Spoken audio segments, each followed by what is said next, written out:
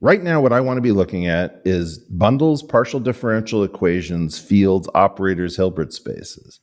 And I'm happy to share what's going on with it. I'm happy to talk about what we... I'm actually not talking about you. I'm not criticizing you. I'm saying that you want to insulate scientists and give us the academic freedom that we were promised. And I love talking to people, Brian. But hold on. Let me finish, please. Sure. I want to say, I don't feel like my other colleagues are engaging with the public in a way that is going to further this project that you're describing. In other words, we sit in our offices or our laboratories, and we just do what we're supposed to. We never talk to the public. We never communicate what we're doing with their money. And so, of course, why should I give you more money? You just told me, like, I can't understand. If I could understand what you're doing, it wouldn't be worth a Nobel Prize, right, Feynman? So to what extent do we as scientists have an obligation to have portals of our own, present company excluded? Well, you're doing it. I'm doing it. I'd rather be doing that stuff. But what stuff? Wait, sorry. You'd rather be doing what? Look, when I like to take a break from actually doing research on something or thinking about something or building something or whatever it is, I love talking to people. I'm a social person. I like explaining what I know.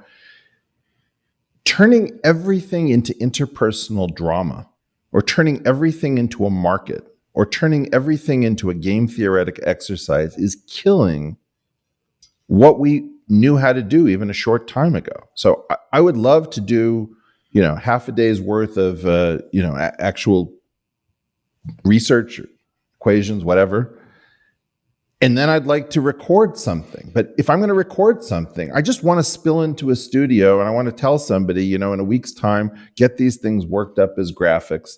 I don't want to think about payroll. I don't want to think about human resources. I don't want to think about whether or not sponsors right. Well, it's like I record in this room with a lot of glass. All the audio engineers complain, dude, you should really, cover your dining room in tarps. That's going to be great for my family, where I've taken over the dining room and covered it in tarps.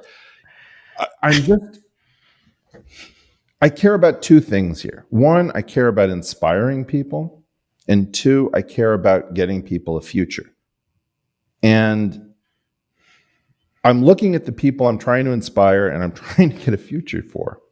And they don't even know what risk they're in. And they don't appreciate it. And they turn things into drama because they're not strong enough to withstand like all the voices of, like if the Lancet says, well, this definitely didn't come from a lab in Wuhan. Well, who am I? I guess the Lancet said it. It's important to recognize that we can inspire people.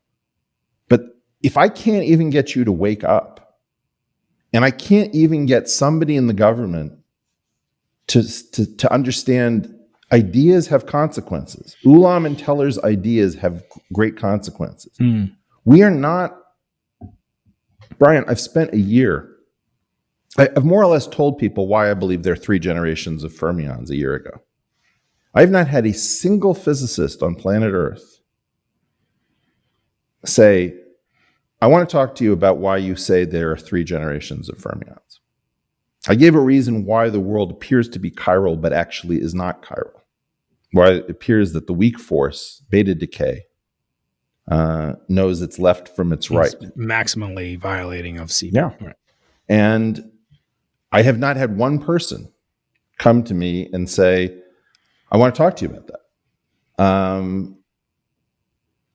You think it's credentialism? You're not in academia. You're seen as an outsider. I get literally a book. No, it's not me, Brian.